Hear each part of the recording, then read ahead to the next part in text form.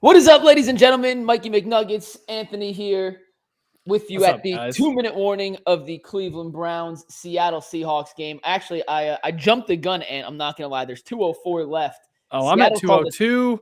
Oh, Mike, you're not going to want to watch it. Okay, so now you're ahead of me. Let's see what happens here. It is 3rd and 3. Oh, no. 2 minutes to go in the game.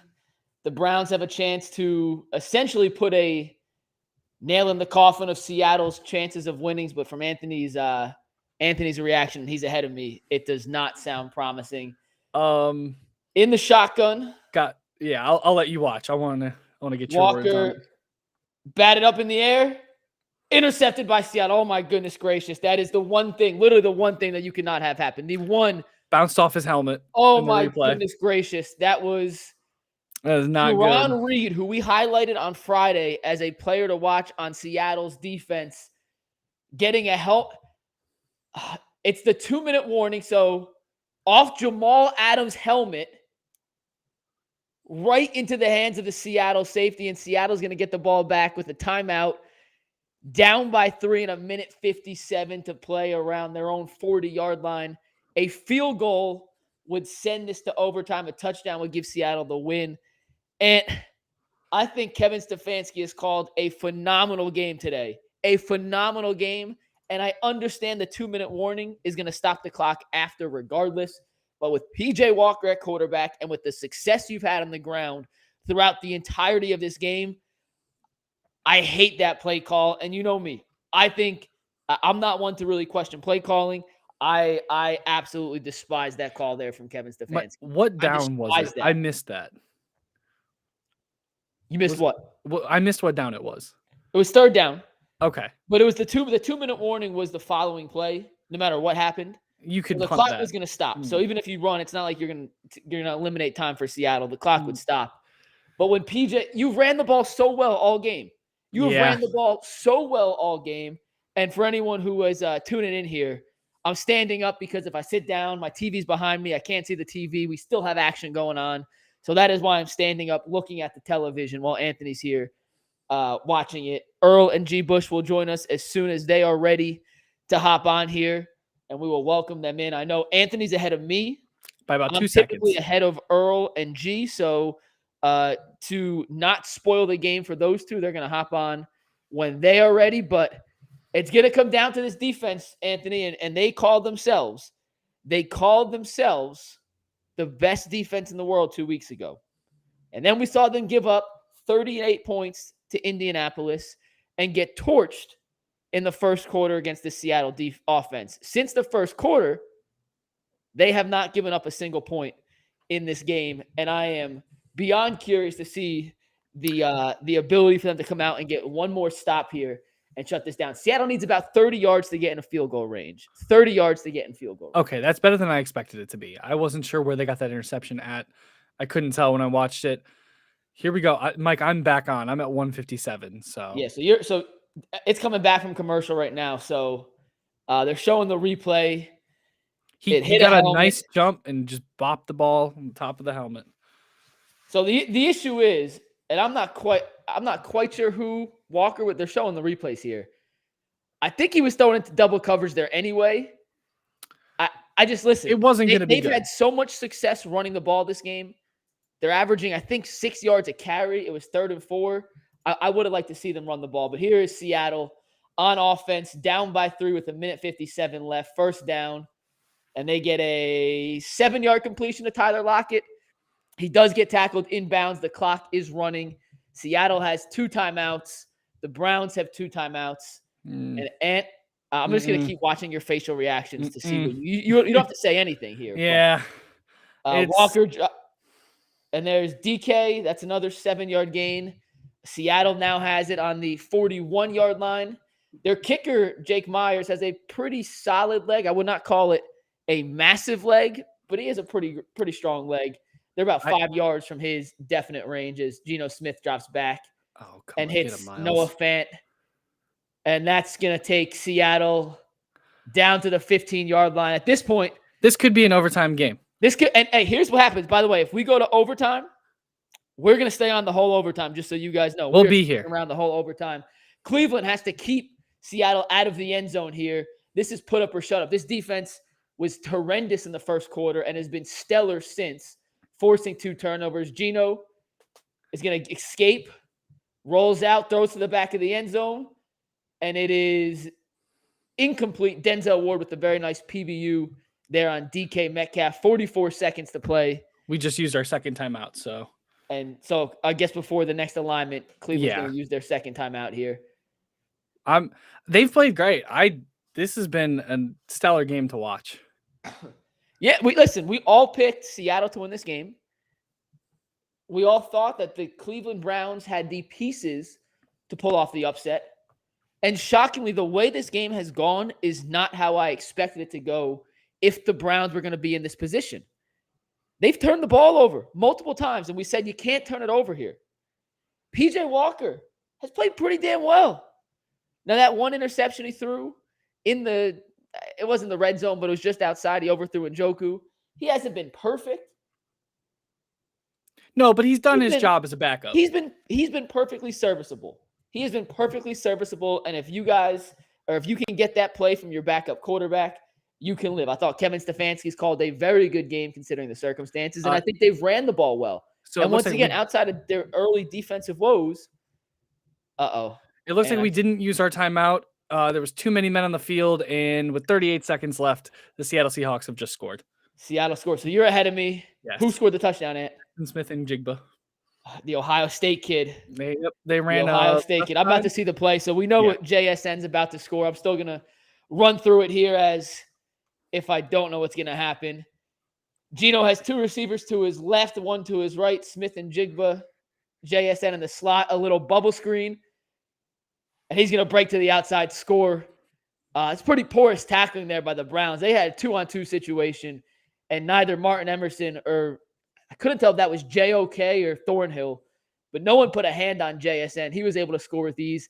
It is now 23-20, pending the extra point. Geno Smith was able to turn that interception into a touchdown, and the Browns now have 38 seconds and 2 timeouts. And is the extra point good? The extra point is good, Mike. So we have 38 seconds, 2 timeouts for PJ Walker to lead us on a 3rd straight game-winning drive. A 3rd consecutive. That's asking a lot from PJ, but it is not impossible. PJ has done the impossible, and that was beating San Francisco in Cleveland 2 weeks ago. That was winning in Indianapolis despite the defense giving up 38 points. A touchdown drive here, improbable, but certainly not impossible. And what do you think they have to do early on? And it was Thornhill on the tackle, by the way. It looked like Emerson got held a little bit there on the block, but we'll let it go. It was close. He had a shoulder pad. It's close, but you had 2 defenders there, and not a single one put a hand on Jackson Smith and Jigba. He walked into the end zone, and it did look like they showed a replay. DK may have had Emerson's shoulder pad for a second. That's ticky-tacky. I'm not going to complain too much about that. It is what it is. Yeah, and I see Greg Olson's talking about it. You can see Emerson's shoulder pad get pulled up a tiny bit. Yeah, I don't have the audio on for the game, so I don't know what they're saying. You gotta. This is Amari Cooper time.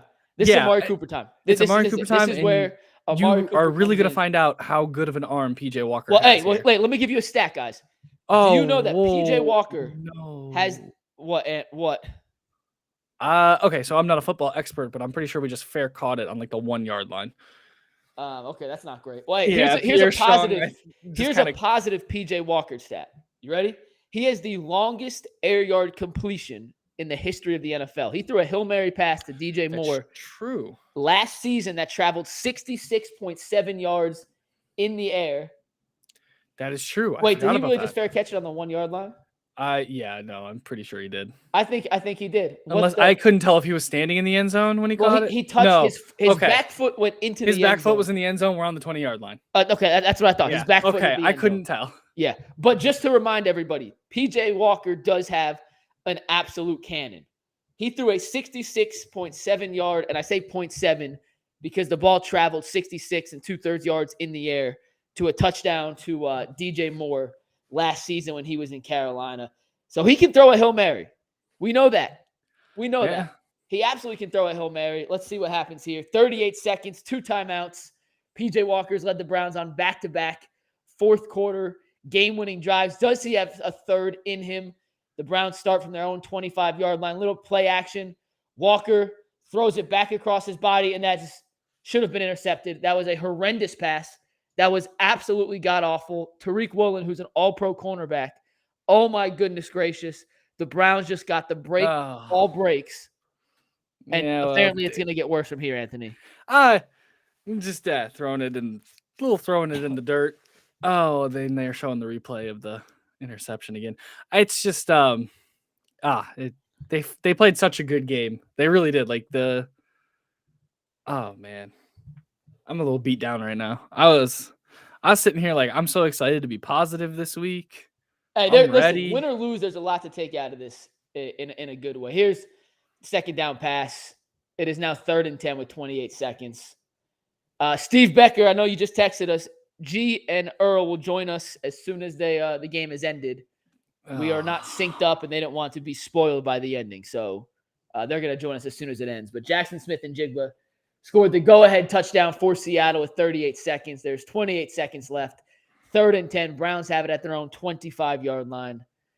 And let's see what happens. Ant? You're not going to like what happens. Well, here it is. P.J. Walker, 3rd and 10. He has 2 receivers to his right in a short stack. 1 to his left. Play action, rolls right. Walker steps up in the pocket. He's going to be sacked, and that will most likely end the ball game. Browns will use their 3rd and final timeout with 22 seconds to play. It'll be 4th and about 19. One last chance for desperation here by the Cleveland Browns. Ant? What are you doing here on 4th and 19? What are you doing? Is this when you put in I'm gonna say Godwin, but it's Goodwin, and just launch it? Launch it as far as humanly possible. He's your burner. Just let him go and hope that you hit him. It's the only thing I can imagine. So actually was wrong. They do have one more timeout. And how about this? How about a little tight end? If they're playing super deep, like I'm going to expect Seattle to, hit the tight end short. A little tight end screen, get 20 yards, fall down, call timeout, and you got 2 chances at a Hail Mary. Well, they didn't get either of that. So, all right. Well, here's the final play. I'll watch it. I'll turn the TV off. We'll sit down. We'll welcome G in. Unfortunately, Anthony is ahead of me and has already informed me that the Browns are going to not be successful. No, that's what G and Earl have to do when you're not here. So this is how it works. But P.J. Walker takes the snap. 4-man pass rush from Seattle. Walker scrambles to his left, throws across his body, and it's going to be short, incomplete. And the Cleveland Browns, historic, and by historic, it's not historic, but back-to-back wins with your backup quarterback and fourth quarter comebacks. That dream is over. I'm going to turn off my TV. What are your initial thoughts on how this game ended? I mean, up until that interception, guys, I think we do have a lot of positives we can take away from it. Like, this team doesn't have a lot of quit in them. We didn't expect to win this game. We gave them a hell of a ball game. And I wouldn't throw the season away at this. I understand frustrations with Kevin's play calling, though. That made third and 3. It wasn't a good pass. It was an unfortunate tip. This team doesn't have quit in them. I think they're going to come back and win against the Cardinals, no problem, though. I wouldn't be too down today, guys. Yeah, we're going to get Earl in here in a sec. We're going to get G in here in a sec. We will do a full post-game show. The Browns have fallen. Here is Earl the Pearl joining us. There is a lot of positives to take out of this, and we will get to all of them. I promise you. I promise you. I promise you. There's also some very questionable decisions that we're going to discuss, not just tonight, but in the near future and the upcoming days here on the Ultimate Cleveland Sports Show. Earl, I'm sure by now you saw the ending of the game. First initial takeaway on the Browns' effort and how that game against Seattle concluded. I thought the Browns went into Seattle. They played hard. They did enough to get themselves an opportunity to come away with a win. Just a series of unfortunate events that took place. You know, you lose the turnover battle 3-2. Ultimately, that last turnover ended up costing you the game. I think outside of a few key errors, man, overall, the Browns actually played good. You could look at it to where this game came down to the Browns made a mistake and Seattle made a much-needed play. It's really hard to hang my head low. They came in here with a third-string quarterback that was prepared to play. He did make some costly turnovers and some costly situations, but overall, I thought the Browns played damn good football. You know, that was just an unfortunate tip pass that turned into an interception. The defense couldn't hold on that final drive, and Geno Smith led them down there for a game-winning touchdown drive. when the Browns did get a chance back. I guess this is where it shows that, PJ Walker is limited, right? I mean, none of the passes he threw on that last drive was on target, was not even close. So this is what the Browns dealt us as far as the quarterback position. It's really hard to sit up here and go like kind of super crazy because I thought overall he played well, minus a few key errors. But, tough loss. Just got to regroup and get ready for Arizona for real. Oh, you know what's funny? Last week, the Browns won, and on this show, we got a lot of, you guys are too negative. They just won. How could he do this? And I have a feeling that we're going to get criticized for being too positive today after a loss. Listen, a loss sucks. Every loss, it hurts. And this was a game the Browns easily and probably should have won considering how it played out. And they didn't. But this team could have collapsed and folded in the first quarter being down 14-0. Mm-hmm. Or being down 10-0, excuse me. No, it's 14. It was 14. 14-0. And then they could have folded again after that second PJ Walker turnover. And not only did they not fold, they came back and they punched back harder than maybe we've seen them fight all season long. The defense held Seattle's offense without a point from the end of the first quarter to the last minute of the fourth quarter. Yeah, offensively, you got a third-string quarterback. A third-string quarterback who threw for nearly 275 yards and I thought played for the most part pretty damn well. I think there is a lot of positives from Kevin Stefanski's play calling today. That drive on those back-to-back-to-back screen passes that culminated in the David Njoku touchdown was a thing of beauty. I also think throwing the ball on 3rd and 3 before the 2-minute warning is an absolute inexcusable mistake. And at the end of the day, that kind of cost him. So Stefanski doesn't get a full pass from me, but when you look at the totality of this team, they easily could have folded and collapsed. Easily could have folded and collapsed. And the fact they didn't, with PJ Walker in that environment on the road to come out and fight the way they did, man, if they could just get a little bit more consistent play at quarterback, this team could beat anyone in the league. Hell, they could almost beat anyone in the league with PJ Walker. I mean, yeah, they've proven that. 3 weeks in a row. Have. If you get a little bit better play at the quarterback position, and when I say a little bit, I mean literally just a little bit, because we're working with the 32nd best QBR in football from the Cleveland Browns quarterbacks this year. So even a little bit, I'm not asking for great. I'm just asking for average. This team can beat damn near any team. And not damn near. Let me rephrase that. This team can beat any team in football. Well, it'll be interesting to hear what Kevin Stefanski has to say in the post game. Part of this thing where he's asked about the play calling in that final drive. I see some of the comments. People feel like he should have ran the ball. Listen, man, we can nitpick. We can go to certain plays. It's just an unfortunate loss. It's a game the Browns clearly should have won. They dominated this game for the better part. I thought Kevin Stefanski called some pretty good plays. I thought he put his quarterback in a position to have success. Got to stop with the turnovers. You got to stop with the turnovers. That's the one thing Andrew Berry said during his bye week post game. That was top priority. You have to stop turning the ball over. The Browns lose the turnover battle in yet another game, and this time you couldn't overcome losing that turnover battle to still come out with the win. You came out with the L this time, and so things like that still got to get cleaned up. It's a tough loss. It's a tough loss in a hostile environment to where, as you said, I thought the defense got exploited a little bit there in the first quarter, and I thought they made some adjustments. And like you said, man, they held them scoreless until the final minutes of the fourth quarter. And so it's going to be a lot of people pointing fingers out of frustration on who should get the bulk of the blame for how we lost this game. But at the end of the day, we lost it. So yeah. And I think we got G Bush here. G, tough way to end it. But real quick, before we get into anything specific, you got any overarching thoughts you want to start with? And then we'll kind of get into some of the minutia and the specifics of how this game ended. Look, man. When you're dealing with an opportunity to win, and you have an opportunity right there to win, it's far too many times the wrong things are being called in wrong situations. This game, you were right there, and I want to say something clearly too. You don't get extra credit points in life for saying you got a third string backup and you play close. I don't want to hear none of that. We had PJ Walker. He's an XFL. What did you expect? The Cleveland Browns signed him. They made no attempts to go get anybody else. And I thought for the most part, PJ Walker played decent. But at the end of the game, when it comes down to the come down, what happened? He made some mistakes.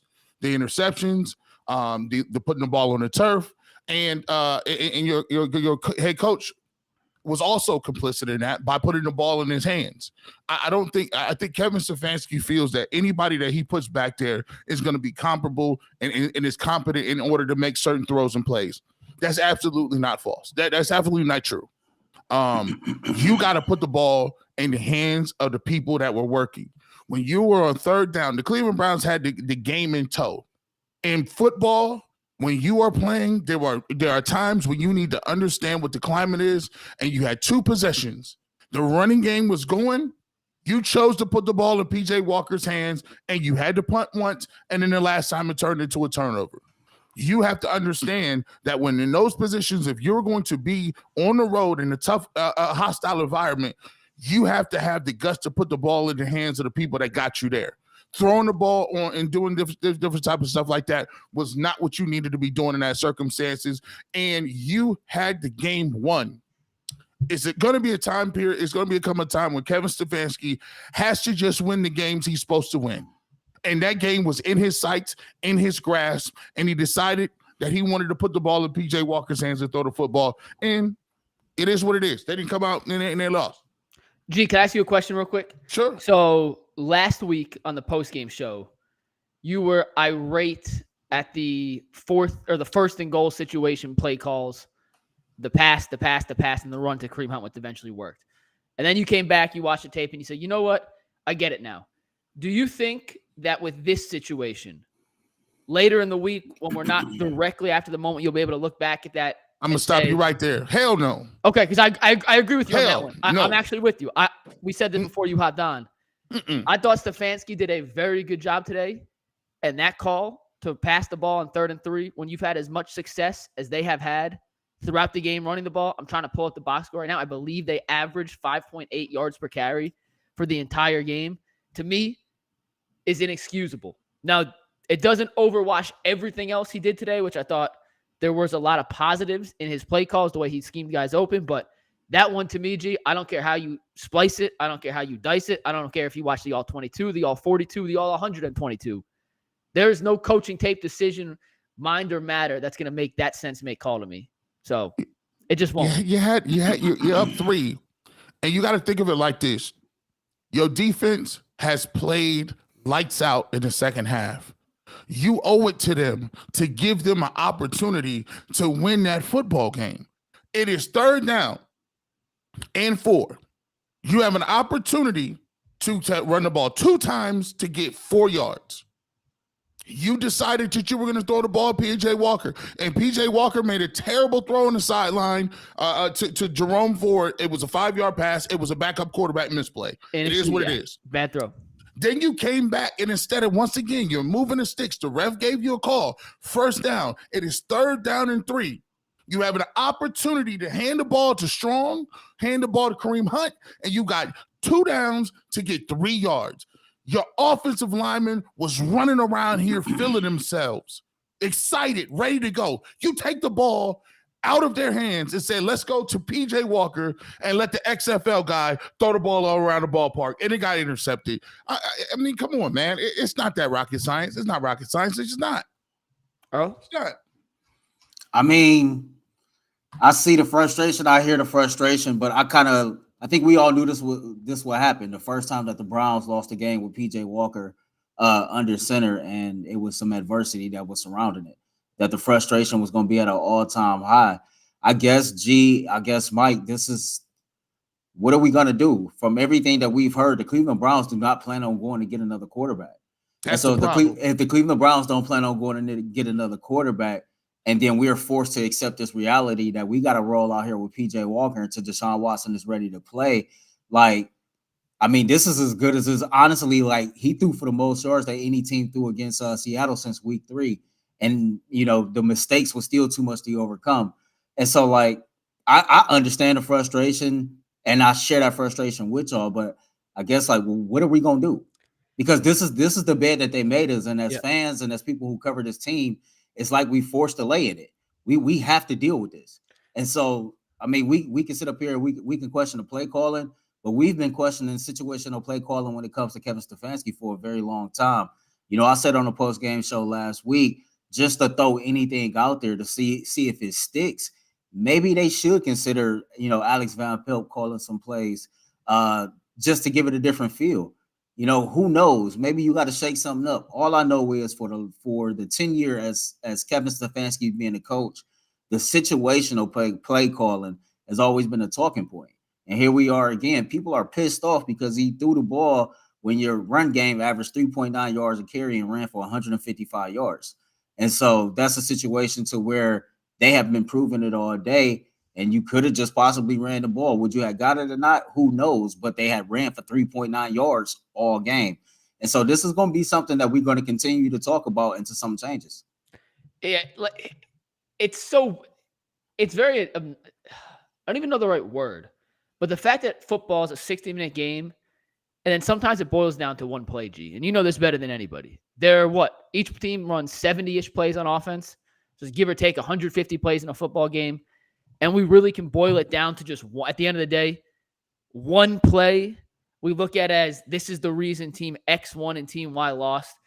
And it's a tiny, tiny slice of the pie.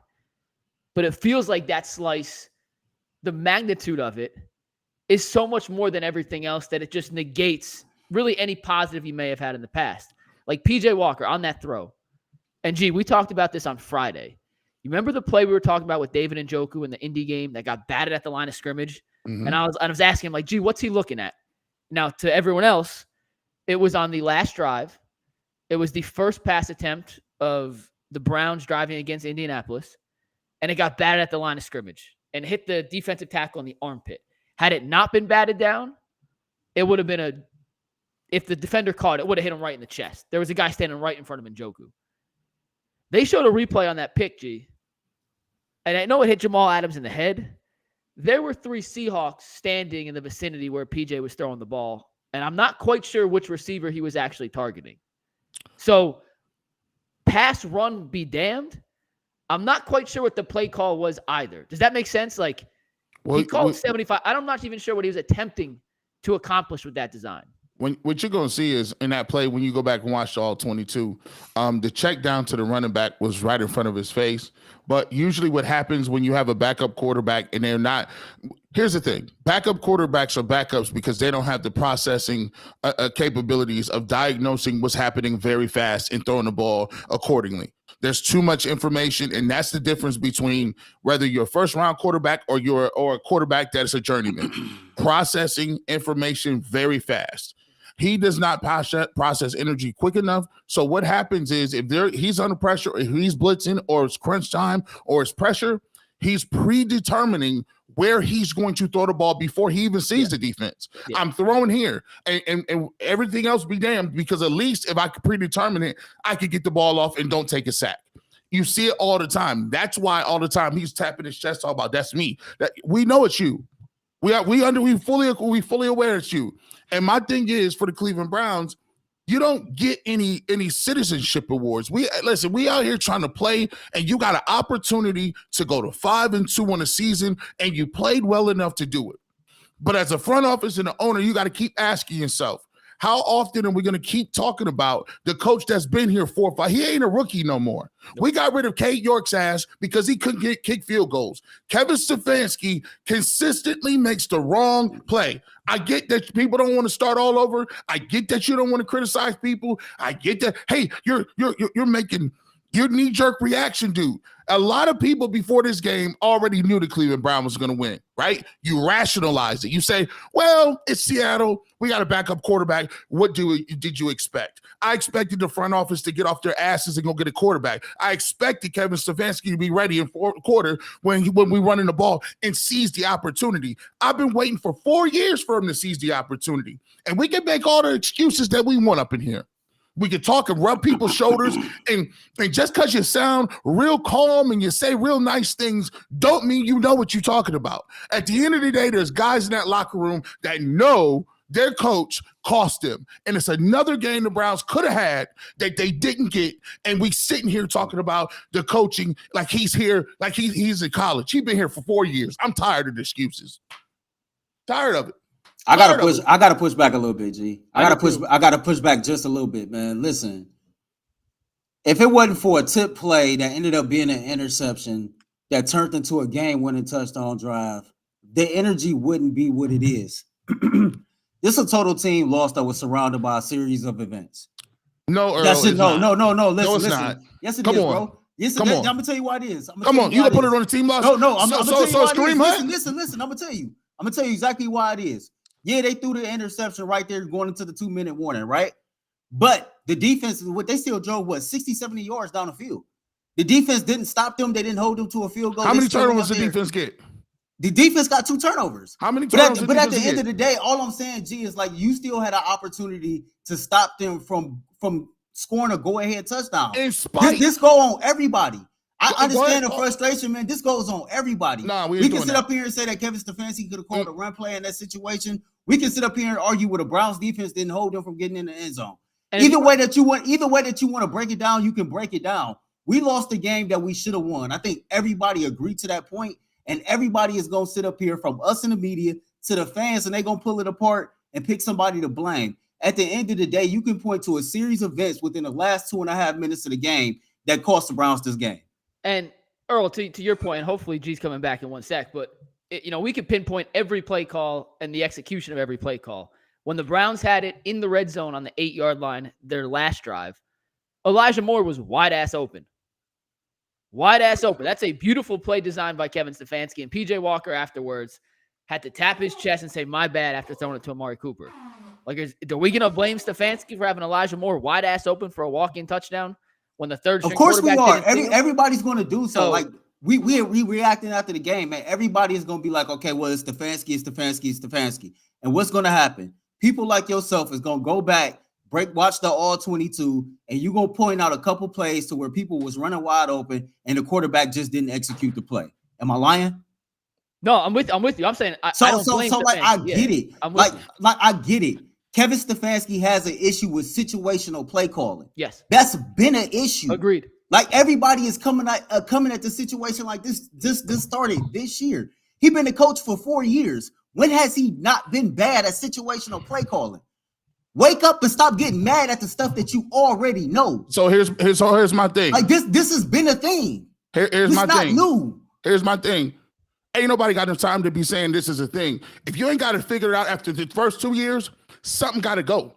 At the end of the day, they was in that game in spite of Kevin.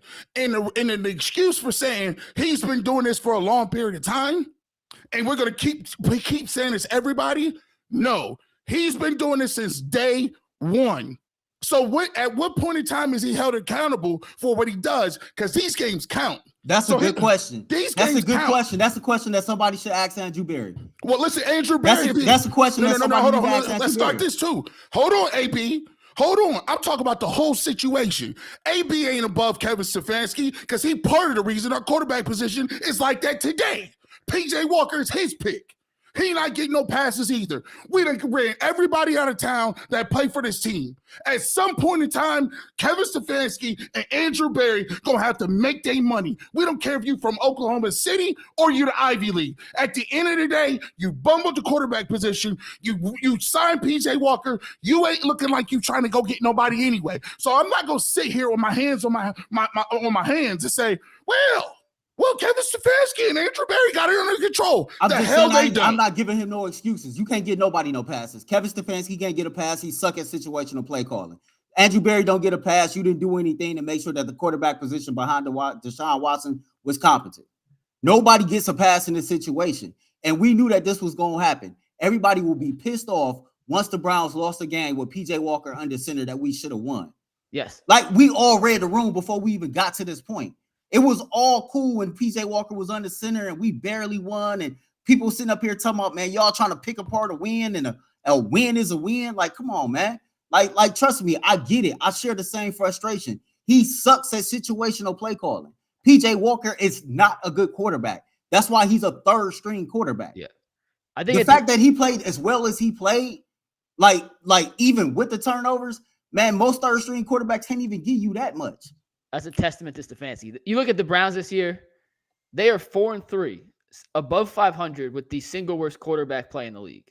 Like at some point, I understand it's frustrating the way they have lost certain games, but to be 4-3 with the single worst quarterback play in the league, with the most important position in football being dead last.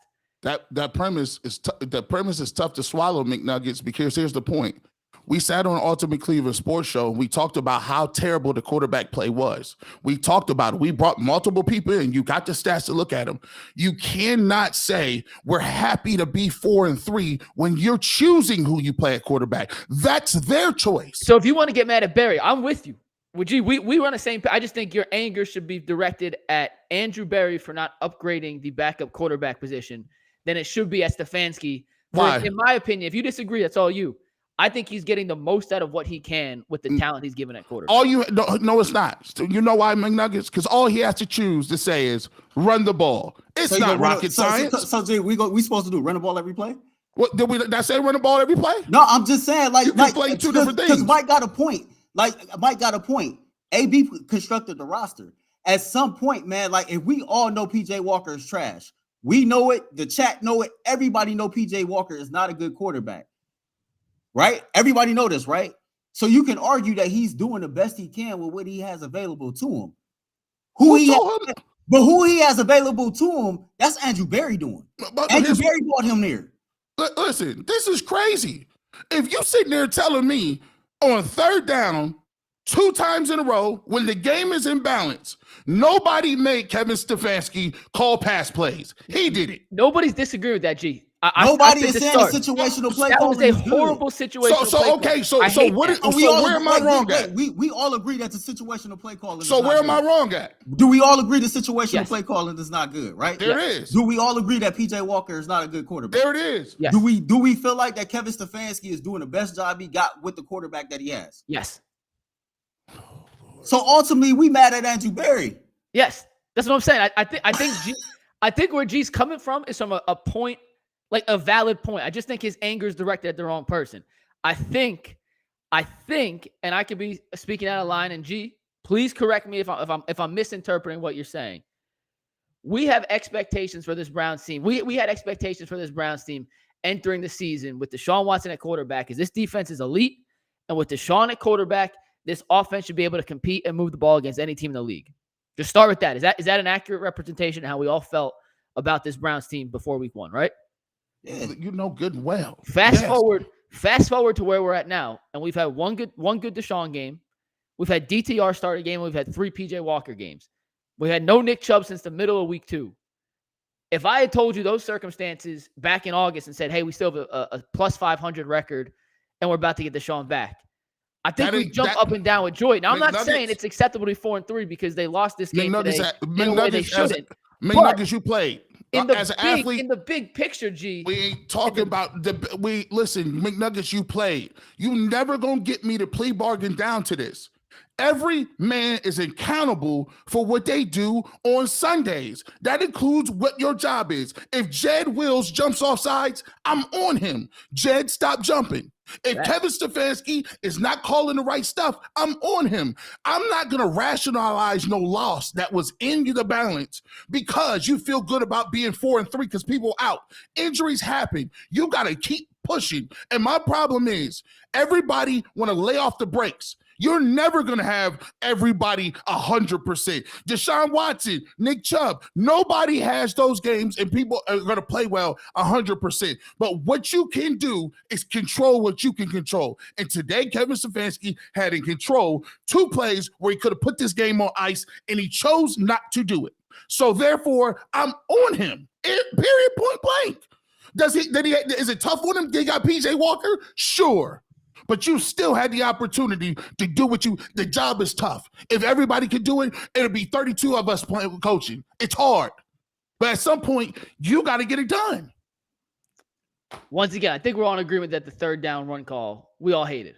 Like, I know you're not going to hear, and I'd be shocked if tomorrow, even someone like Bull and Jason, who never question play calling, would say that was the right call. Like, I'd be shocked if anyone, and I can't wait to hear, I think Stefanski's talking right now. So if anybody sees some of the answers and responses, or if you happen to see on Twitter, I'm trying to peruse and talk at the same time. If you see anything from Stefanski on the decision to run the ball on third down, please let us know what he has to say. I think we're all in agreement, and I think we all saying the same thing, just from a different ways. Yeah, I think that's what I'm trying to get to. Don't nobody like the play call in that situation. Again, his situational play calling sucks. Like, sometimes I feel like people just be wanting us to state the obvious of what we know, like it's new information. His situational play calling, it's been sucked. Nobody has forced him to do anything about it. And I think we all know that. You know what I mean? Like, you cannot put your team in that situation, man, and you know your quarterback has limitations. That's a head scratcher right there. But I'm just saying, like, gee, I hear what you're saying, but in totality, man, when you go back, I'm telling you, because I know we're going to talk. You're going to go back and you're going to look at the all 22 and you're going to say, damn, PJ should have hit that throw. Damn, bro was wide open. He should have hit that throw. The Elijah Moore touchdown. That one's gonna. There's blame to go around. I'm never going to excuse the fact that this dude don't call the right plays in the right situations. That's been one of his Achilles heels since he's been a head coach of this team. It's not nothing new. Like, I get it. People are up in arms because we lost, but y'all up in arms about some stuff that y'all know already. Y'all know this dude ain't never been good at situational play calling. I'm frustrated. Earl, we lost you. G, can you hear Earl? No. You may have muted yourself there, Earl. Earl's going to figure out his audio. G, let's talk about someone else besides play calling real quick. Defensively, which is your expertise, the Browns were unable to stop a nosebleed in the first quarter. And then for 44 and a half minutes, were stellar. This is back-to-back weeks now where early on they've shown some cracks, and then we're able to kind of shore it up. Why do you think they've been so rough early on in games? And I'm asking that question. I'm going to tune out for 1 sec because I just saw Mary Kay tweet about the Stefanski decision to run the ball. So I'm going to mute myself. But, G, why do you think the defense has struggled early on in games here more than it has late? Well, listen, they got a book of business out on them.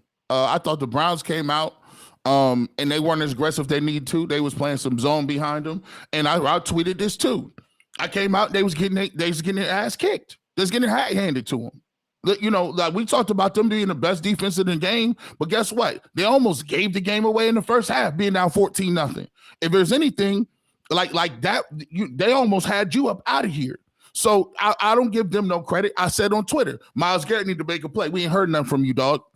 And he gave me a sack. But other than that, they wasn't doing nothing well. They was not tackling people well. They was not stopping the run well. They was not on guys. They was not sticking in the pass game. But guess what?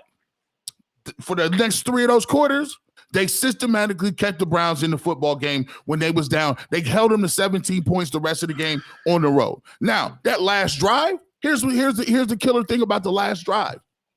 You get the last drive, you done held them all that time, and now you know guys is getting leaky and they go down and score a touchdown. Here's the reality of the situation. Should they probably have stopped them or tried to? Sure. But here's one thing that we've talked about ad nauseum at the UCSS. How is it when you have a quarterback, right, that you know has limitations? Now you got people trying to be outside the frame of what they're supposed to be doing.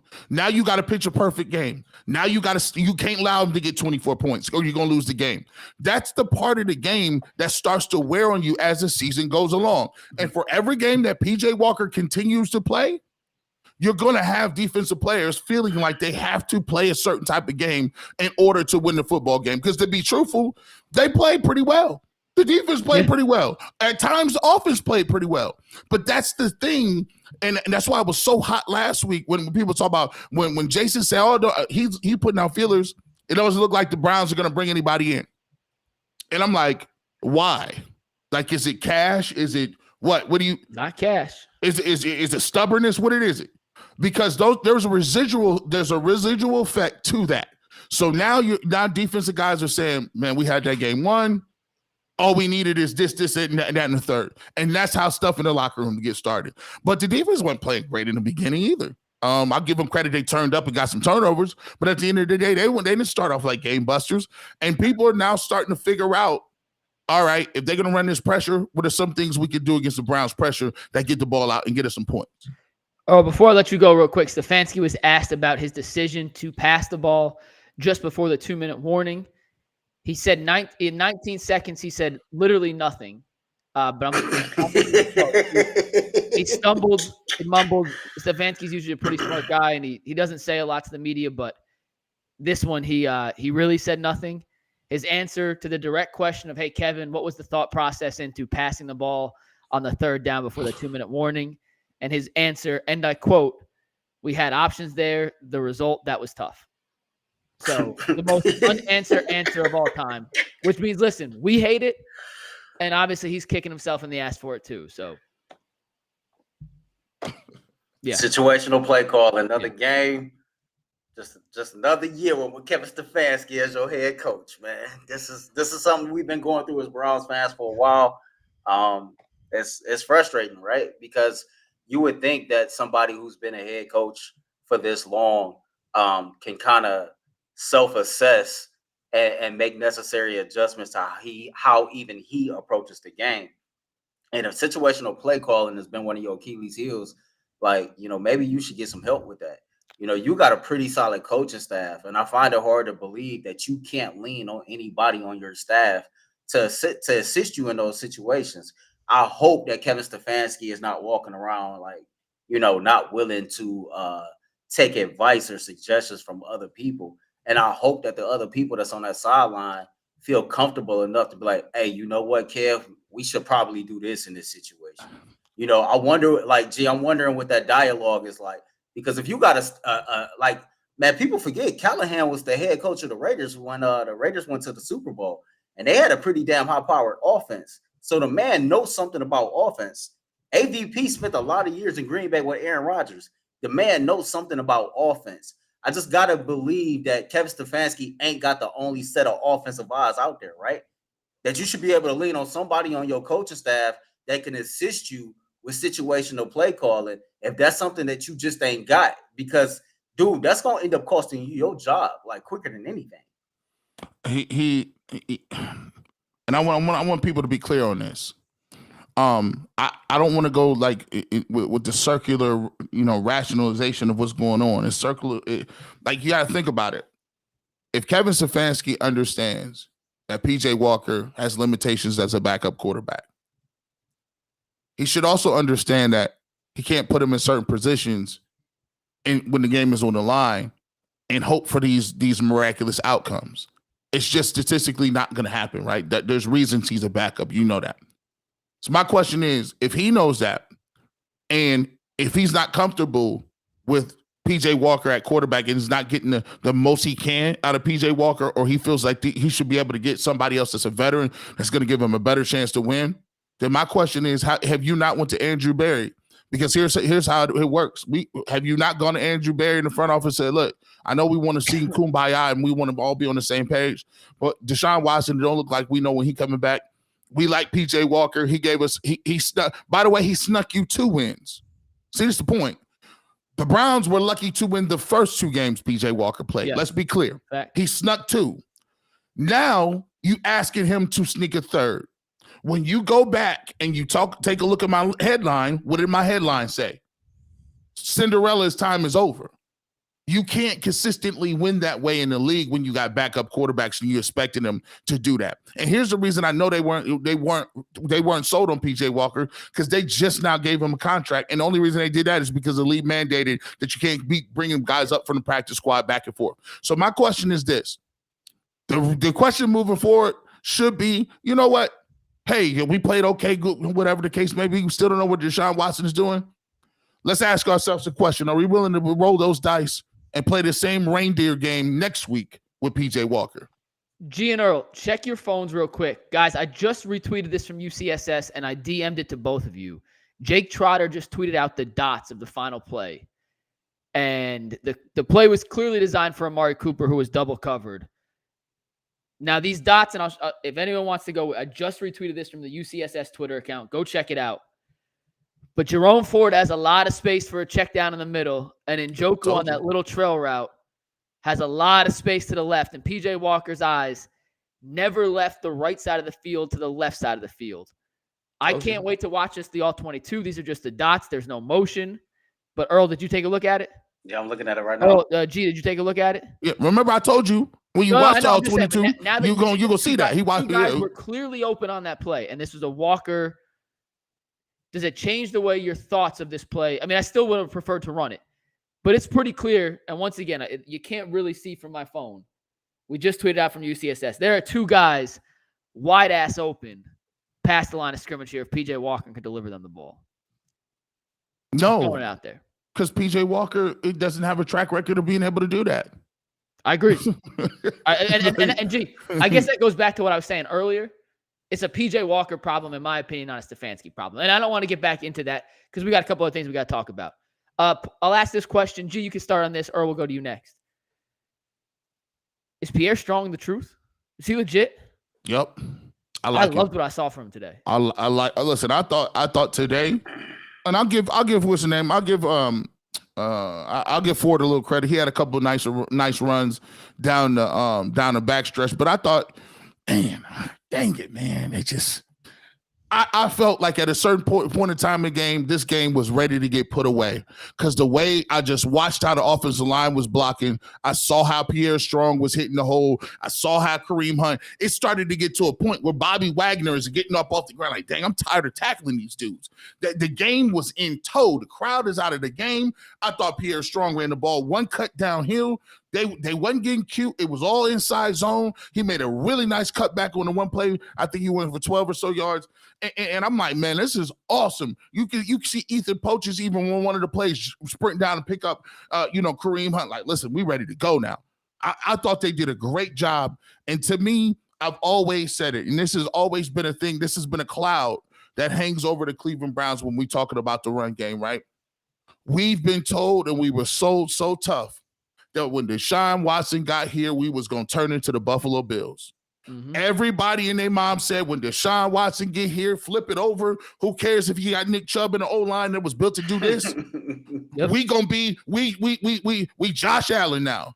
And even when we down to our backup QB, we still have a problem in just embracing who you are, man. Like sometimes, look, I ain't never going to be 175. I can still diet.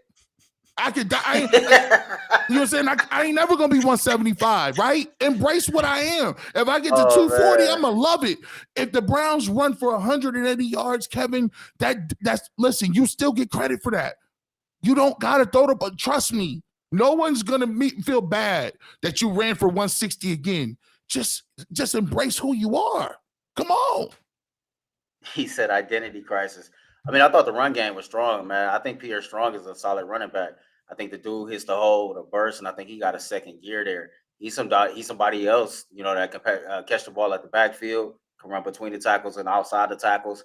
The Browns running game, it showed up yet again. 40 carries for 155 yards, average 3.9 a carry. So even without Nick Chubb, man, that particular unit, man, they continue to just move forward with the same level of productivity. They've been consistent. You know what I mean? Like, it's funny because we was talking about that, I think, a couple weeks ago in the post-game show, how, we do have Deshaun Watson and people calls him this Ferrari, right? This high-powered Ferrari. And people assume, like, we're supposed to be this finesse, throwing the ball over the field type of offense. But the reality is, man, you built to run the ball first. And when you actually commit to running the ball, you tend to have a lot of success. And so, I think G called it. That's one of those reality crisis type situations. I thought Pierre Strong looked fast, man. Look good, man. Yeah, that dude got wheels, man. And Jerome, first off, let me go back. G and Earl, I can never believe an injury report the Browns put out anymore. Ever. For the history of the world. After the whole Deshaun Watson thing, we had Schefter tweet on Tuesday, Jerome Ford will miss 1 to 2 weeks minimum with a low-grade high ankle sprain. This dude was back at practice the next day and had 6 carries today. You know why he was back at practice, right? He was watching TV. You know what I mean? He seen the report. Derrick Henry. Oh, hell no. Hell no. Let me get my ass to practice right now. Oh, no. We can't have that. Well, whatever he said, wait a minute. That dude's tough as hell because a high ankle sprain is no joke, and to be back playing. And he didn't look great today. but he had a nice screen pass that got called back.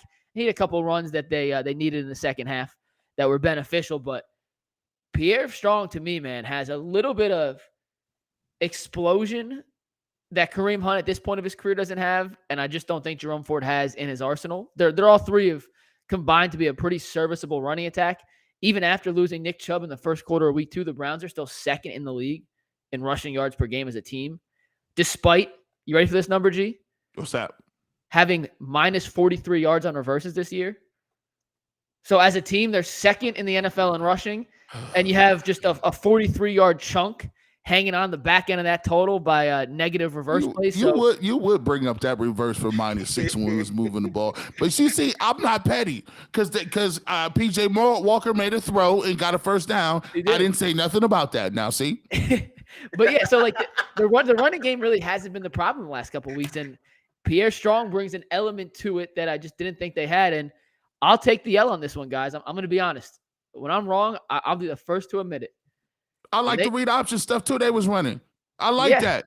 I like they caught him slipping. They was heavy with the screen game too, man. The screen game needs to be a part of the offense, no matter who the quarterback. Look, hold on. That just need to stay. Now I'm not. Listen, I am by no shape or form. I'm jumping off the roof, off the perch that I'm on. But the difficult part is there are some parts in the game that are very positive. The screen game was dominant today. I like the read option game today. We just talked about the run game and the inside zone game today. I liked I thought Njoku played out of his mind today. Yeah. Look, PJ Walker made a couple nice throws to Amari Cooper today. Yeah. Heck, we even had Elijah Moore sighting, right? But man, DPJ 0 targets, by the way. Huh? DPJ 0 targets. Hey, let me stop. Let me stop before what we say? DPJ. Let me stop before the settle down patrol get on here. The relaxed patrol always trying to come for somebody. Relax. Still early. DPJ. Relax. DPJ is one of the best receivers.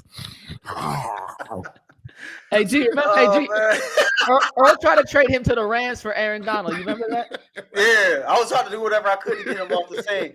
I remember like we was having those takes about, at that time, like when we were wanting to sign DeAndre Hopkins, and people was kind of like on our ass, like, pause, like, but man, no, we got DPJ. He coming off a career year. He gonna have a better year this year. And then D-Hop went out there and scored 3 touchdowns, had over 125 yards receiving on only 4 receptions.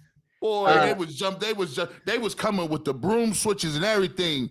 The DPJ camp, you can't say nothing about him. I'm like, dang, man, where them yards at? G. Bush, the screen pass touchdown to David Njoku, the backside middle tight end. I've never seen that kind of schematic setup for a tight end screen through the middle before. It was almost like a tunnel screen through the middle of the offensive line. Listen, you were in way more offensive locker rooms than I have. I just like to watch random film in old games. I can't ever remember seeing a play like that happen where they design a screen to go left and they have Njoku from the right side of the line of scrimmage come across for a tunnel screen in the middle of the field. Like I tweeted at the time, Stefanski was in his bag. They have back-to-back, 3 in a row screenplays, the 3 different sides of the fields, left, right, then center. And I don't know why that's not a more consistent part of their offensive game plan, but it does seem like whenever they pull out the screens, they're really damn effective with it. See, this is the thing. When you play with a backup quarterback, you going to have 10 plays, right? Because you can't just you can't drop him back and say, make a read from right to left and hit your progressions and get rid of the ball. You can't do that. So you got to give him something. So our reverse game is trash. We know the reverse game is out of here. They scrapped that. That's done. So now our flea flicker game, trash. They don't believe it. We have not completed a bomb in weeks. We have not completed a bomb in like 92 weeks or something. So that's out of here. So they're like, all right, well, let's go to the heavy screen game. And I'll give it to them. You know what? They at least they was like, listen, they'll never guess. It's like Tecmo Bowl. If you Bo Jackson, I'm pick Bo Jackson. You pick the same play, jailbreak. no yards. Pick the same play again, jailbreak, no yards. Yeah, I'm going to pick Bo Jackson for a third time because you definitely not thinking that I'm going to run it for a third time. And I run it the third time. He ran 3 straight screens, and I was like, they was like looking like, man, y'all corny for that. Y'all corny for running it. It's like Madden. You hit no huddle and you just flip it. Yep. They just flipped the play. Like, yeah, we running that again. Flip the play. It was looking good though today. That's a messed up part about it, man.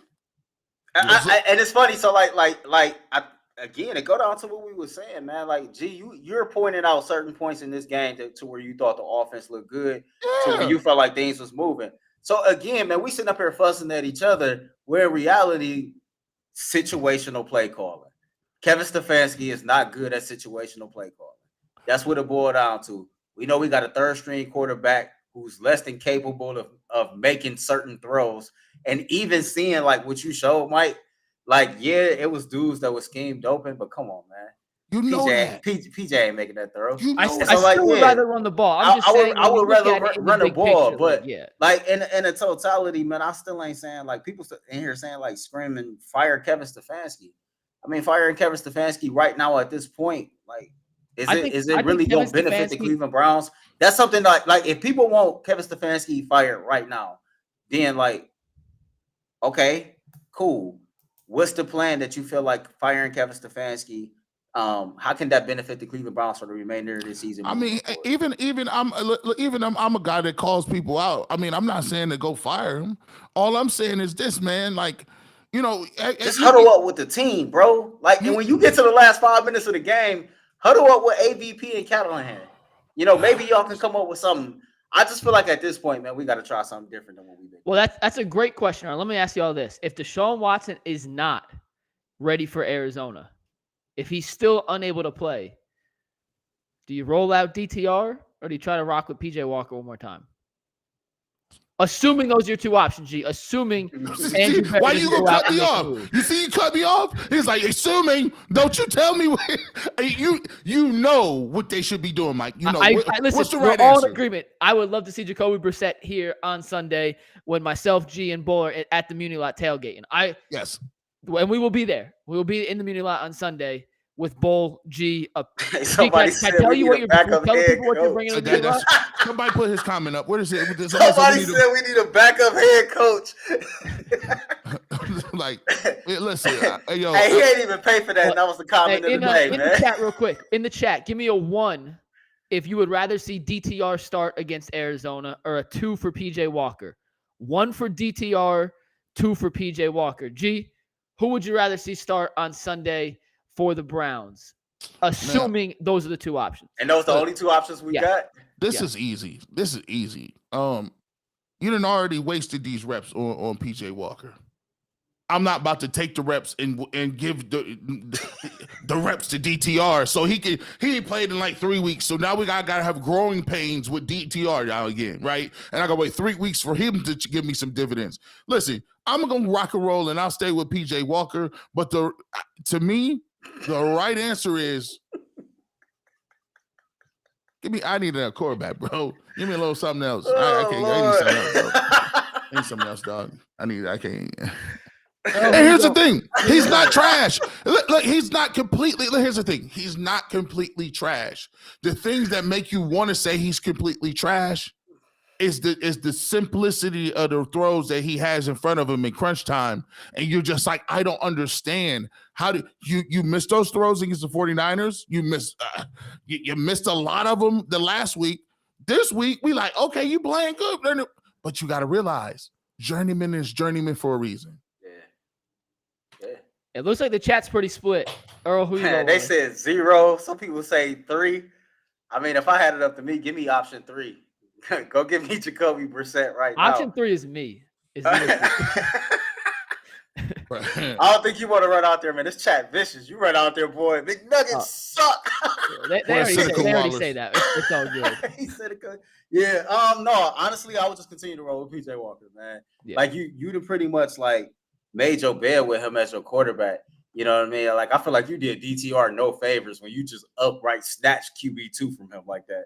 You know what I mean? With no opportunity to earn it back. So to me, that tells me like y'all really don't believe y'all got that right, or y'all just truly believe from whatever y'all see behind the scenes after that 10 minutes to the media is closed that y'all really just don't like it that much. And so, unfortunately, our general manager has said, hey, PJ Walker is your backup quarterback until Deshaun Watson gets here. I know the fans, y'all don't like it. I get it. We don't like it either. Hey, man, Deshaun Watson, he like Santa Claus at this point. Like, you just wait up for him and be looking around. Is Santa coming tonight? You forget this fool's gold is your parents up there just wrapping presents. You just wait for Santa with cookies and milk, pass out on the couch. I don't think Deshaun Watson is coming back. Like, we go see Deshaun second Bengals game or something. Hey, you've been saying that. Bengals game's week 18, so please don't be second Bengals game. Did he look like he was close? He had a hoodie on. Week 18 is January. I mean, bro, the season low. I was just sitting there talking. The season low key is flying. What week is it? Next week's the halfway point of the season. And we've seen him like one game. Like, he's not gonna be back like that. I know. This is crazy. Here's two more questions, and we'll do some super chats here, G. Let's give a percentage. This is not about the game. Percentage chance we wake up Wednesday morning and we lead UCSS with breaking news: Browns traded for a quarterback at the deadline. What's the percentage chance that AB goes out and pulls the trigger on a backup quarterback? Oh, they ain't doing nothing. 0. They 0%? 0. They ain't doing nothing. That's why I started. They're not gonna do nothing. Listen, this is the dude who told you that they gentlemanly punting. You punted on last season. You kicked that ball all the way down there. You didn't get no D tackles. Think about it. The Browns was like, we don't need D tackles or receivers. And the defensive coordinator was the worst one in the league. And he was just like, we gonna keep him too. The Browns be stubborn. They're not getting nobody ever. He said ever. I wouldn't go. I put it at 25%. I'm not too confident in. Nuggets, that's high. Listen, 25? Where you get that from? If they could compete with PJ Walker in Seattle against a good team, and they could beat San Francisco, if I'm AB, I got to be looking at this and saying, with just competent quarterback play, we can beat any team in the league, and we just can't get that on a consistent enough basis from PJ. So I got to go out and bring someone else in who can at least be more consistent. They don't have to be necessarily like their peak doesn't have to be better than peak PJ. I hope it would be, but it doesn't have to be. It just can't be as up and down, turnover prone. More likely, Deshaun Watson gets the Houston Deshaun Watson in the next 2 years, or Evan Mobley becomes the unicorn we were lied about. Well, I have some Evan Mobley takes that I don't want to get to now because we're going to get way sidetracked. I'm so we may just hop on a different restream and get an Evan Mobley. I put that on everything. I love it. McNuggets hit my line talking Evan Mobley. I'm ignoring him. I don't want to hear it. Hey, look, G was trying to give me the business yesterday in studio doing break. I'm like, we got 30 seconds till we back. I ain't trying to hear it. Let me give two guys some shout outs. I got three guys I need to shout out real quick. Then we'll do some super chats. If you guys want to shout out anyone else, you can. First off, Mo Hurst. I understand it was in a losing effort, but that interception, like Mo, crazy. That was absolutely unbelievably athletic, and in a feat that someone 290 plus pounds should not be able to accomplish. You played that position. Earl and I are not 290 pounds. You have lived in that kind of body frame of a defensive tackle before. How in the hell was Mo Hurst able to pull that off? Bro, that's one of the every defensive lineman that ever put their hand in the dirt or somewhere looking like a proud son. A proud son that made the first steps on a bicycle, whatever the case may be. First time he called you daddy, you're like, oh God, oh Mo Hurst. G out here like, we did it, Joe. We did it, Joe. Let's go. Listen, that was my interception. I'm living vicariously for all of them. That was my interception. That was one of the most miraculous interceptions I've ever seen. Not only did he tip it, but this dude was like, oh, I know exactly where it is. High pointed the football, came down with 2 feet in bounds, rolled over, and celebrated all at once. One of the greatest of all the time. It was crazy. So that was your interception. MJ Emerson's interception was Earl's interception. That's the second time this season, Earl, that MJ has ran the route better than the receiver. He did it against Cincinnati, and he intercepted it, but he was out of bounds. This time, he ran DK's route for him, got the pick. And mind you, Seattle was driving to score before the end of the half, and they got the ball back. That was a massive momentum-stopping pick for your boy MJ. Hey, man, speaking of my boy MJ, why shout out go to MJ and to David Njoku, man. You know, It's something about Shanti's clients, man. We just show up and we I show knew it out was on coming. Sundays. We show up and we show out on Sundays, man. That's You're what we do. racist, Earl. You're racist. Just because we can't go to your barber or we can't get our hair twisted, You know what I mean? stop bringing up the You know, clients. so hey, I'm just saying, like this was the day that Shanti's clients showed up and showed out, man. So like, my shout out go to Shanti's clients, man. Yeah, shout out Njoku. And G, my last one, I want to give a little shout out before we do super chats. I'm going to do the numbers. It's going to be on the McNuggets 5 stats for next week. Every time they put Nick Harris at fullback, something good happens. That dude may not be big enough to be an offensive lineman, and he's probably too big to be a full-time fullback, but that dude moves people. And I would bet, and I'll do the research and I'll have it for Friday, I bet you 80% of the carries the last 3 weeks where they've put Nick Harris at running back has resulted in a first down. And I would love to see them utilize even more of that moving forward. They're gonna leak him out at one point in time. He tried to. Did you see in the end zone? And David Njoku's like, "Where's the flag?" That was your old man. That was your old man that stopped you. Poetic pen, yup. That's what it was. That lock magic, boy. It was that lock magic. Man, listen, man. These guys, these brand Nubians over here, Y'all be killing me with these haircuts, man. Y'all be killing me with these haircuts. I get it. You know, you can't grow it, so you got to be over there. Hey, man, listen. I'm gonna start a rumor that Earl got weed in. Hey, no, listen. Somebody tried that before. No, somebody.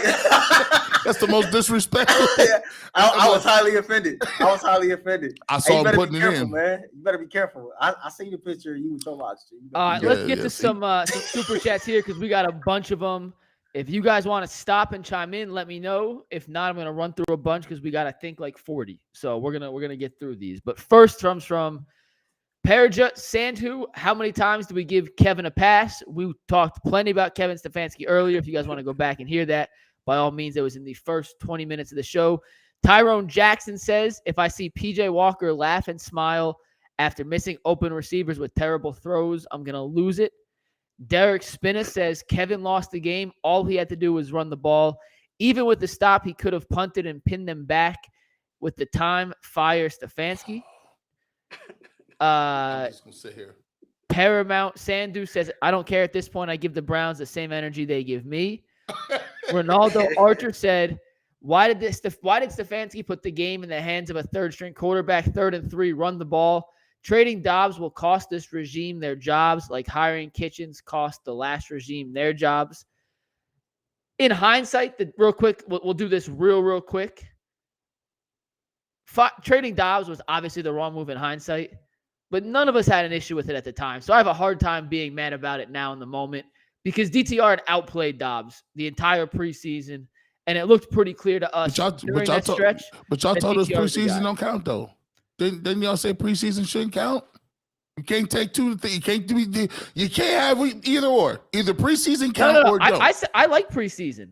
I like preseason. Bull was the one who's on the nothing in preseason matters. You could die in preseason, and I think you're 100% right on that. What you just said, man, about trading Dobbs. None of us had an issue with us trading Dobbs, and if I'm being totally honest, I remember the game that Deshaun Watson was ruled out. I was like, no big deal. You know what I mean? DTR step in and he'll do enough. Hey, man, y'all got to stop talking spicy in these comments, man. Somebody said, use your brain. DTR is a rookie. You didn't want to further shake his confidence. Well, I would argue, one, I think that when you don't give somebody an opportunity to redeem themselves, that can kind of shake your confidence too, man. Secondly, always use my brain. All right, DJ Brobot says, don't want to hear the Browns did well. With a third-string quarterback, with a better quarterback, we win that game. Again, Stefanski sits on the ball with over 7 minutes left just to get beat late. 3 interceptions is never acceptable. Once again, that sounds like a PJ Walker problem. Carr Miller says, fire this sorry-ass coach right now. Jarrell Jack says, what type of sorry-ass postgame show is this? Oh, they played well. They did okay. It's okay we lost. The Cleveland Browns gave this game away because the quarterback play and offensive coaching. Stop it. Did we say anything that wasn't that? Somebody paid to say that? Someone paid $10 to say that. Hey, it remind me of the movie Straight Outta Compton, man. Hey, at least he paid. Thank you. Hey, last week we were too negative during a win. This week we're too positive during a loss. You know, can't please everybody. Yabo says, PJ, what are you saying, Earl? You shouldn't try to. No, we're putting on a good show one way or another. Kenneth Yabo says PJ is trash. The play calling at times is head scratching. The defense doesn't always tackle. We suck. We're going 6-11. If I'm wrong, feel free to call me out on UCSS. OU says stop the turnovers by running the ball. Ronaldo Archer says, why was Dobbs traded? Can anyone explain this to me? Yeah. G, you want to go? Here's the way I always thought about it. They got kind of greedy because at the end of the day, what would you rather have a 5th round pick or stability behind Deshaun Watson? Because you could have kept Dobbs and kept DTR too, right? Very easily. But they wanted to, I don't know what they did with the 5th. And so that's why I'm even more beside myself. You just got a 5th round pick. Guess what? You could use that 5th round pick to get your team better, right? You could, right? But you're not willing to use it. We're gonna find out. I'm gonna find out how serious the Cleveland Browns is come trade deadline. We're gonna see what they're gonna do. I think that's fair. I think it's going to tell us a lot about their commitment to winning, whether or not they try to make a move and or they sit pat with PJ Walker and DTR. That same super chat says, this makes no sense to me at all. They shouldn't have traded Dobbs. The NFL's rigged because they traded Dobbs. Yeah. Ray Smith says spread offense on 3rd and 3 after running clock. Robbie Miller says there are no more. Crazy. What? That's funny. They spread office after you done ran clock. That's crazy. Like, it's just funny though. It was right before the 2-minute warning. The clock would have stopped run or pass there, but yeah, they went from full drain the clock to then spreading them out. Like it or hate it, that's the move Stefanski went with. Robbie Miller said, "There's no moral victories in football. The Browns were running the football. The Browns were running the football well until Kevin decided to get cute and throw the football. Inexcusable." James said, "I'm so tired of Stefanski. 3rd and 3 with the defense playing well, calling a stupid pass play. I'm sick of him calling plays." Scott Wood says, "What is the one thing you ask of your backup quarterback? Protect the ball. Walker can't do it. Travesty. Stop putting it in PJ's hands." It's fair. Set Apart Laz says, "The only thing we need is better quarterback play. Receivers are open." Rafael Canoas says, "McNuggets, can you look up the completion percentage this week for the Browns after a timeout? I bet it's less than 50%. Remind me, I can absolutely do that." Ohio Greens guy says, "G. Bush on point. A good 2 quarters doesn't matter when the bad decisions come in crunch time, snatching defeat from the jaws of victory." James said, "Earl, you're 110% wrong." Derek Bryson says, "Yo, G, I disagree. This team is 4 and 3 despite adequate quarterback play. The 3rd and 3 was the right call, wrong quarterback. This is an Andrew Berry blunder, and he needs to fix it. I believe he will. Go Browns." Right, listen. Right call, wrong quarterback. Like you act like they just switched him at the last second. Hold on. You had Tom Brady, but they had PJ Walker and swapped it. Like boom. We couldn't even say nothing, bro. He just was in. He just magically appeared. They did sneak in DTR for one play without telling anybody, though. So we have seen them do a little QB swap. Roberto LeBron says, "It's not just the interception, it's the missed read to Moore, the low pass to Ford as well, and the deciding to pass the ball to Cooper deep. He missed." Tyrone Jackson said, "The reality is you made a dumb call. Quarterback threw in a dude's helmet, and you gave the offense a shorter field. You gave them momentum." DJ Brobot says, "Earl, you tripping? You're forgetting that we should have had 2 touchdowns before the last interception. That's the issue. You can't skip parts that led to the loss." Earl, you like this. So that last one said you're tripping. The very next super chat, "Yo, Earl be cooking. We can always point to 3rd and 3, but the defense ain't get a stop. They also dropped a pick 6. Elijah was wide open in the red zone." I did forget about that. Cam Mitchell could have been running still to Cleveland untouched had he not dropped that pick. Oh, he need to run them all and be doing 100 push-ups off top. Gee, what was Jason's line about Greg Newsome and interceptions? Picks ain't a thing. It's That's just a nice thing. It's a Northwestern thing. It's just not a Northwestern thing. They like batting balls down is like worth more in Northwestern. Like that's a culture thing. No, and my Diddy voice. Yeah, it's like in Illinois, it ain't even really like that. It's like they give more credit to like cats that knock it down. Like wow. James says, "Tell him G, McNuggets and Earl have loser mentalities. James B said, true to form of Ivy League syndrome, Stefanski makes idiotic choices at critical times for multiple years now. Time to move on from him. Brian Geis says Stefanski has a one-read quarterback, game on the line, you run the ball. Nicholas Archelatis says we need to chill a bit. PJ isn't good, but the Browns could have won that game with PJ. If at worst we punted, we probably win that game. I don't think anyone other than a star quarterback would do better than PJ. Disagree with that, but okay. Mike says Stefanski at the podium said Deshaun is, quote, fighting like crazy. He'll be back when he's ready. Zad Keel Sheeler says Kevin Stefanski should be fired. It's sad. Do It for Chubb says G don't stand for Garrett. It stands for Goofy. That's me. Hey, G, you gotta admit that was a good one. Hey, people are, man. Right.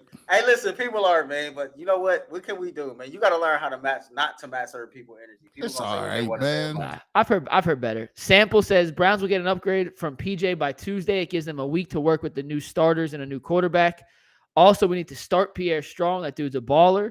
We gave him some kudos earlier. That dude can play. Like that. Skilly says, joining late, guys. Sorry if this was already answered. Why was Hunt a no-show on the last two drives? He could have helped us put the game away. Strong over Ford, in my opinion. If you had to rank real quick, based off pure talent, or Ford, Strong, Hunt, who's number one? Who's number two? Who's number three? Off pure talent? Yeah. Like at this stage of his career, not Kareem Hunt in his prime, but like right now. I would have. Here's what I'm saying. I would have already been started Kareem Hunt. Kareem Hunt look like he running hard, man. And here's the thing. He might not get as much carries as Strong getting, but Strong would get more carries. But I would see Kareem Hunt is the type of back that's gonna bruise you up. Like he's gonna soften you up a little bit. Pause. But you know what I'm saying? Like he not gonna play no. You know what I'm saying? He gonna come. You know he running through the hard. You know the line hard. Like you're not gonna tackle him. He gonna get one cut up field. And I think he understand at this point. Like sometimes when you get Ford looking for a 5-yard gain when sometimes it's only a 2-yard there. It's only a 2-yard. It's only 2 yards to get. And Nick Chubb is so good at that because he don't let you get tackled in the backfield. He like, oh, I already see this is done. I'm cutting back, boom, 3-4 yards. I like what Strong gives you. But here's the crazy thing too. All three of them ran pretty well. All three of them. I just wish the coaching staff had or Kevin Stefanski believed in his run game. He don't believe it. Like if you ask him, what do you believe in more, your pass game or your run game? He believes 100% in his pass game, no matter who's back there, because that's almost like his baby. Like it's crazy to me. Sometimes I get with coaches, maybe they think that they won't get credit because a running back position is so much on individual carriers or seeing vision and doing what you do. But I'm confused. He should literally say, we can lean on that. We can run this stuff. He just doesn't seem to like trust it in crunch time. He just don't. Real quick, Earl, before you say anything, Cardinals head coach Jonathan Gannon just announced Josh Dobbs will start on Sunday at Cleveland. Kyler Murray will wait one more week before making his return. So no Kyler next week against the Browns. It will be the Dobbs versus whoever reunion. So if you guys wanted Dobbs, you're going to get a firsthand, up close and personal look. You think the chat going crazy now, boy? Don't let Josh Dobbs come in here and light it up. Yeah, that's going to be bad. We got a couple more super chats here. Tommy Galucci says, if Ford stayed in bounds, it runs an additional 30 seconds off the clock. That puts us past the 2-minute warning, 3rd and short. Even if we punt, Seattle takes the ball over at their 10 with a minute left. Hey, you know McNuggets? McNuggets? And people think that I'm just saying you would have got the first down if you would have just ran the ball. I'm not saying that. What I'm saying is play to your strengths. You had already been playing well. Punt the ball. You got a great punter. You got one of the best punters in the game. You got a great kicker. I love the fact that he was kicking field goals earlier because he understood the climate of the game. Ain't no choice. We don't need to go for these. Like if he just punts there after a third, he gets 2 yards out of 3. It's a long yard. You could always punt. Now you got to make Geno Smith, who has not been throwing the football well the whole second half. You got to make him go 80 yards. I just think it puts your team in a better position to win. All right. Next one comes from Scott Sakis. 100% McNuggets is on PJ, not Stefanski. Core 1789 says, y'all are insane. Stefanski called a great game. You don't win games running the ball every play. They mixed it up well. Defense failed on the final drive. Worst case scenario, you should have gone to OT. Mac Dog says, stop playing with me when you are on the road. You're supposed to feature the run and run the clock out with 2 minutes left. Our head coach is too damn pass happy. Slim Shaney says, Browns fans want us to pull out the 1890 Harvard playbook before the forward pass was invented. Stefanski called a good game. We have an XFL quarterback.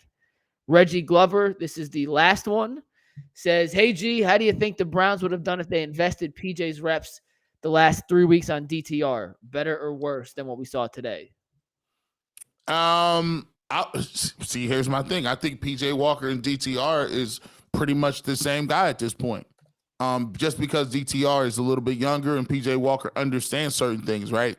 I still think that they would be fair about the same because Kevin Stefanski's playbook is predicated on things that he's going to run regardless.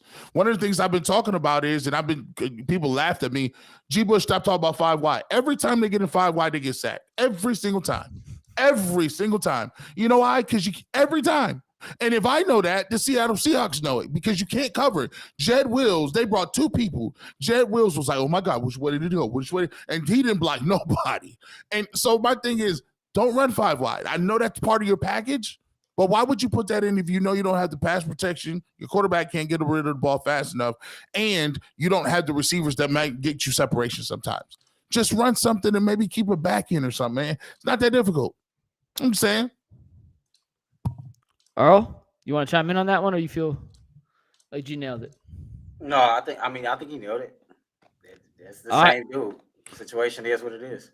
We've been going for an hour and a half. Any final thoughts? Anything you want to add on today's game? We're back tomorrow on the Ultimate Cleveland Sports Show, 11-1, as always.